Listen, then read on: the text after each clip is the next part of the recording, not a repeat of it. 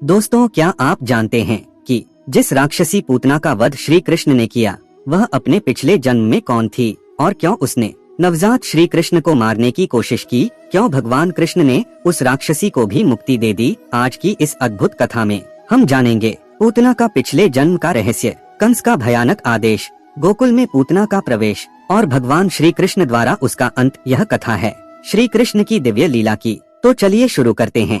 मथुरा का राजा कंस अपने महल में बैठा हुआ था, लेकिन उसके चेहरे पर घमंड नहीं बल्कि भय था, क्योंकि कुछ समय पहले आकाशवाणी हुई थी, हे कंस, तुझे मारने वाला तेरी बहन देवकी का 8वां पुत्र होगा। यह सुनकर कंस का दिल डर से कांप उठा। उसने तुरंत देवकी और वसुदेव को जेल में बंद कर दिया और एक एक करके देवकी के 7 बच्चों को मार डाला। लेकिन जब 8वां पुत्र जन्मा तो भगवान की माया से वह गोकुल पहुंच गया।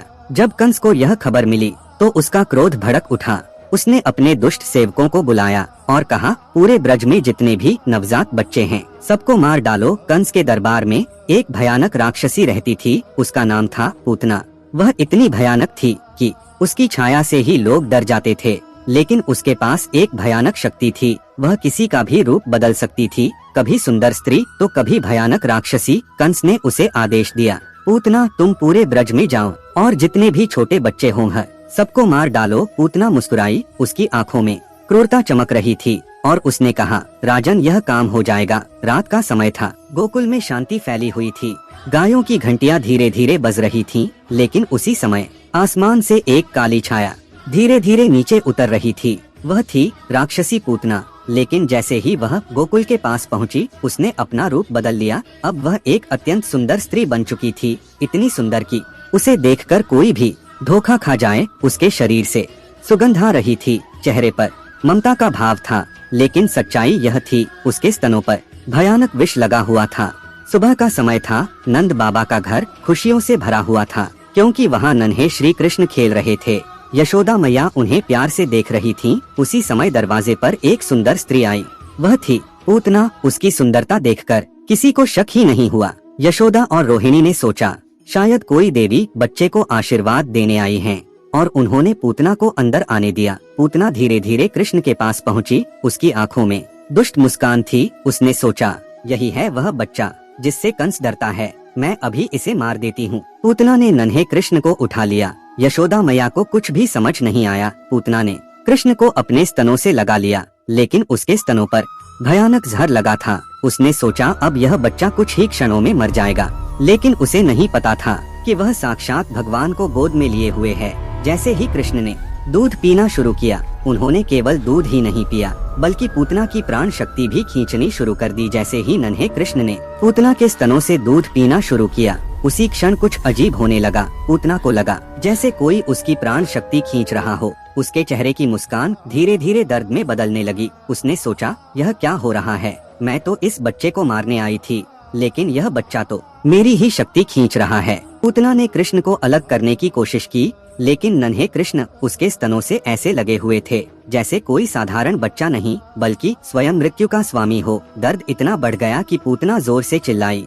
आह! उसकी चीख इतनी भयानक थी कि पूरा गोकुल कांप उठा। अचानक उसका सुंदर रूप टूटने लगा। उसका शरीर विशाल और भयानक हो गया, आंखें लाल हो गईं, बाल बिखर गए और कुछ ही क्षणों में पूरा गोकुल देख रहा था कि नंद भवन के अंदर एक विशाल राक्षसी खड़ी है, लेकिन उसके सीने से नन्हे कृष्ण अभी भी लगे हुए थे। अब पूतना समझ चुकी थी कि यह कोई साधारण बच्चा नहीं है। उसने पूरी ताकत से कृष्ण को हटाने की कोशिश की, लेकिन अब बहुत देर हो चुकी थी।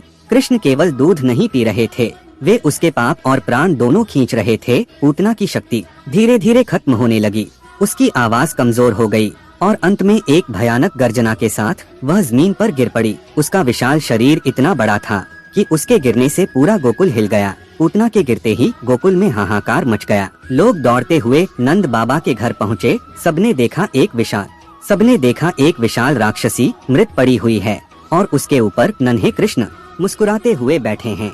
यशोदा मैया यह देखकर डर से कांप उठी। उन्होंने तुरंत कृष्ण को गोद में उठा लिया और सीने से लगा लिया। उनकी आंखों से आंसू बह रहे थे। उन्हें समझ ही नहीं आ रहा था कि उनका नन्हा बच्चा इतनी भयानक राक्षसी से कैसे बच गया। नंद बाबा, सभी ब्रजवासी पूतना के विशाल शरीर को देखकर हैरान रह गए। किसी ने कहा यह वही राक्षसी है जो बच्चों को मारती फिर रही थी। दूसरे ने कहा लेकिन यह यहाँ कैसे मरी। किसी को पता नहीं था कि यह सब नन्हे कृष्ण की लीला थी। ब्रजवासी सोचने लगे यह बच्चा साधारण नहीं है।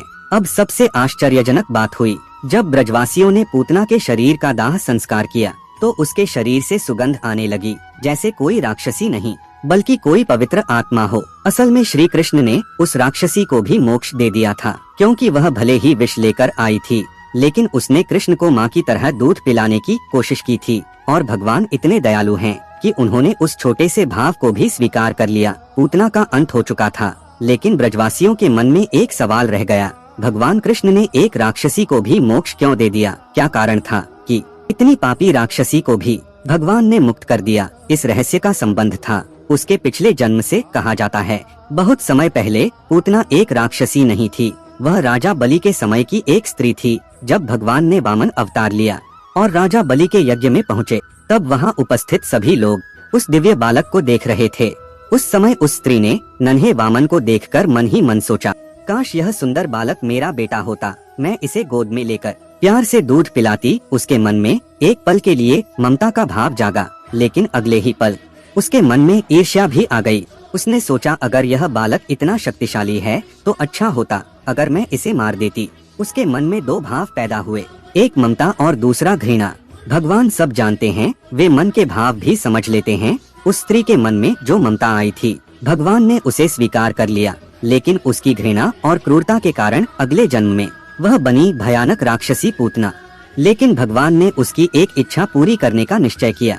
उसे अवसर मिला कि वह श्री कृष्ण को गोद में उठाए, और वही हुआ जब पूतना गोकुल में आई और उसने नन्हे कृष्ण को गोद में उठाया तो अनजाने में ही उसकी वह पुरानी इच्छा पूरी हो गई। उसने कृष्ण को अपने स्तनों से लगाया। भले ही वह विष लेकर आई थी, लेकिन भगवान ने उसके उस छोटे से मातृत्व भाव को स्वीकार कर लिया, और इसलिए जब कृष्ण ने उसके प्राण खींचे तो उन्होंने उसे सिर्फ मारा नहीं बल्कि उसे मोक्ष दिया। यह भगवान की सबसे अद्भुत लीला है। जो राक्षसी बच्चों की हत्यारी थी, जो कृष्ण को मारने आई थी, उसे भी भगवान ने मुक्ति दे दी, क्योंकि भगवान सिर्फ कर्म नहीं देखते, वे भाव देखते हैं। अगर मन में थोड़ा सा भी प्रेम हो तो भगवान सब पाप मिटा सकते हैं। जब ब्रजवासियों को पता चला कि कृष्ण सुरक्षित हैं, तो पूरे गोकुल में खुशी छा गई। गायों के बीच खुशियाँ मनाई गईं। यशोदा मैया कृष्ण को गोद में लेकर बार बार चूम रही थीं। नंद बाबा ने ब्राह्मणों को बुलाकर पूजा करवाई और पूरे ब्रज में एक ही चर्चा थी, नंद के घर जन्मा यह बालक साधारण नहीं है। तो दोस्तों, यह थी श्री कृष्ण द्वारा पूतना वध की अद्भुत कथा। यह कथा हमें सिखाती है भगवान इतने दयालु हैं कि अगर किसी के मन में थोड़ा सा भी प्रेम हो तो भगवान उसे भी मुक्ति दे सकते हैं। तो प्रेम से बोलो जय श्री कृष्णा।